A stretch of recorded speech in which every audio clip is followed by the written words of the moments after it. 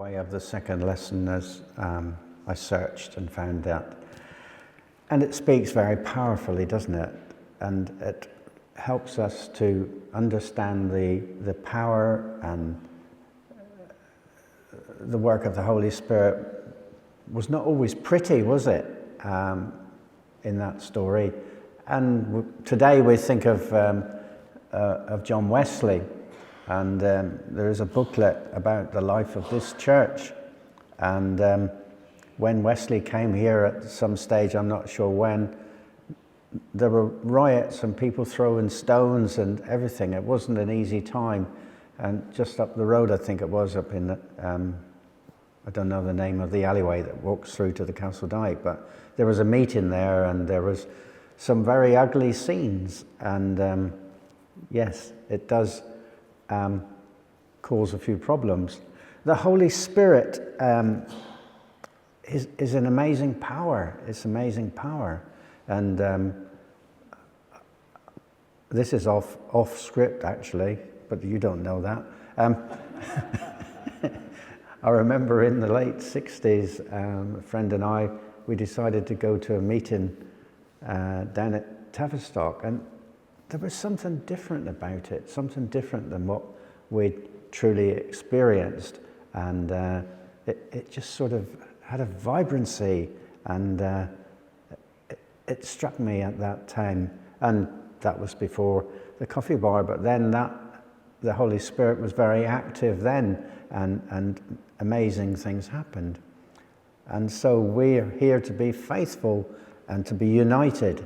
In John's Gospel, which was written about 85 to 90, it was after the destruction of Jerusalem.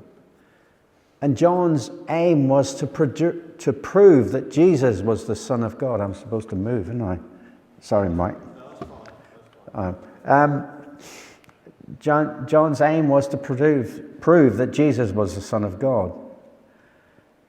And in this passage, Jesus was praying for all those who would follow him. And he was praying, if you look at it, for all those that we're going to know down through the ages. That would include you and me, us. He was praying for us in this passage. And all those we know. We know that Jesus prayed for us. And this should give us confidence as we work for his kingdom. His greatest desire for his disciples was that they may become one, that they may be united.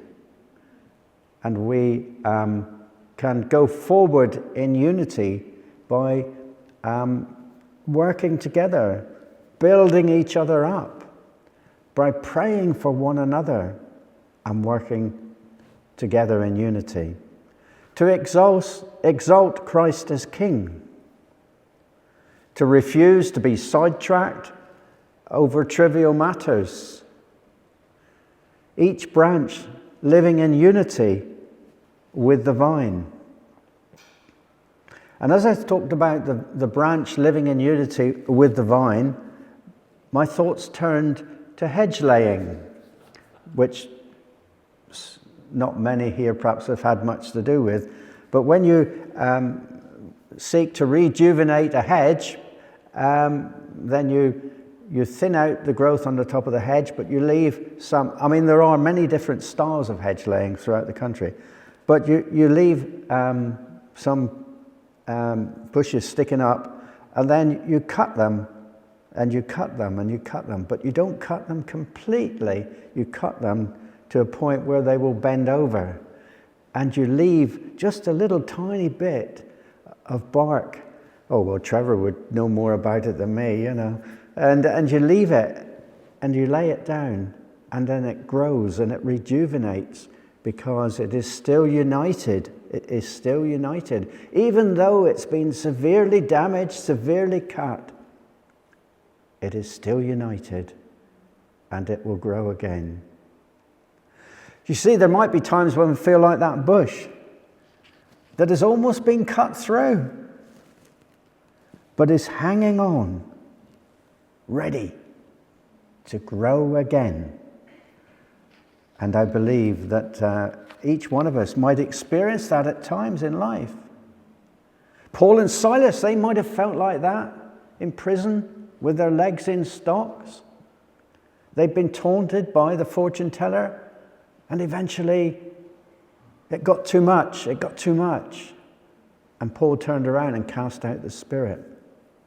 You know, I often think about the stocks, and I often walk the dogs through the Castle Green, and I passed the dungeon where George Fox was imprisoned, and I look in there and I thought, ooh, it just, yeah, it looks terrible, you know, and a lot of these things, if you thought you were put with your feet in stocks and your arms chained together, you're totally helpless, you're totally powerless. There's nothing you can do. And that was a situation that Paul and Silas were in. They were powerless. They had been arrested, and they'd been totally incapacitated by their feet and their arms. There was nothing they could do except sing. Except sing. What a powerful thing that singing was, wasn't it? What a powerful thing. And as they sang, the earthquake came, and the doors fell open, the chains fell off, and they stayed, and the prison guard was about to kill himself, but Paul shouted, "Don't harm yourself." And through that act, he accepted Jesus and his whole family. And there was great forgiveness there, wasn't there?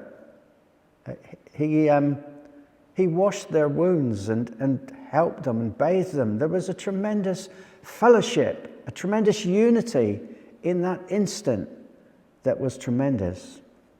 You see, Silas was one of the first missionaries. He found following Jesus was not boring, but it was exciting, and this is one of the exciting events, wasn't it? He was a leader in the Jewish church, and he was closely associated with the Apostle Paul on many missionary journeys. And obviously we know the story of Paul, who had a tremendous conversion experience on the road, and he was blinded and so on. But I'm always amazed with the ministry of Paul, the Paul who persecuted the church for so many years, and how that in that conversion experience, how that he was accepted, and how that people must have overlooked his past that persecuted the church. That is a tremendous witness, a tremendous testimony to the power of the Spirit, not only for Paul, but for the people who forgave him for the things that he'd done against them. They were in prison. They were singing songs. Their obedience to God was what changed the situation, wasn't it? Their faith. Obedience often means giving up something which makes us feel secure. And we learn that as we go through life. Partnership is a significant part of effective ministry. And we see that in the workings of the church and how people work together, and it makes a tremendous difference. But you know, God never guarantees that a servant will not suffer at times. And obedience might mean giving up something which makes us feel secure. The vital statistics are that Paul and Silas were Roman citizens living in Jerusalem. Silas was one of the first career missionaries. And this casting out caused a tremendous uproar, didn't it? And we see it on the video as It was a very electric situation, as it were. And obviously it led to imprisonment because the people who were making money out of this girl were losing their source of income. But wait, the Holy Spirit had an amazing power. And they were given power by the Holy Spirit. How we deal with affliction can have a great influence upon other people, doesn't it? And there are people that we can see in life who've gone through great traumas in their life, and yet they have kept the faith. And I watch, sometimes comes up on my phone, Nick Ministries, I'm not sure, but the guy is a missionary. He's got no arms or legs, and how he speaks and his faith is so challenging. It's so challenging, and Paul and Silas brought great joy to the whole family because they became committed to Jesus. There are many transformations that we see around us. And as I walked up Westgate Street, I looked in the window of the bookshop, and there's a book there entitled From Drug Dealer to Pastor. And there are some amazing transformation stories as we go through life. But you know, we may not be ever called to great transformations like that, but we can make a big difference to people's lives and to our life by quietly doing our work together as a church. And you know, we have to receive. We can receive here today the love, the power that Jesus wants us to have, and we can really make a difference. And I read some words this week, which were in Hebrews 10, 22 to 25. Let us draw near to God with a sincere heart and with full assurance that faith brings, having our hearts sprinkled to cleanse us from the guilty conscience, and having our bodies washed with pure water. Let us hold unswervingly to the hope we profess. For he who promised is faithful, and let us consider how we may spur one another on towards the love and the good deeds, not giving up meeting together, as some are in the habit of doing, but encouraging one another, and all the more as you see the day approaching. Those were words which were in my Bible reading notes, and Jeff Lucas wrote this. During COVID, local church leaders felt so much uncertainty because of lockdowns, and they closed, etc., etc. We know that. And then he goes on to say, and now there is a new problem, constantly discussed by church leaders. Where are the people? Because now it is universally viewed to be safe again to gather. Many believers have not returned to their local churches for worship, and they have no intention of going back. He goes on to say, I am convinced that while online church has been a lifesaver, it is ultimately a poor substitute for physical gathering together. When we get together, sing our songs, pray our prayers, and open our Bible, we remember just exactly why we have a pulse and who gave it to us.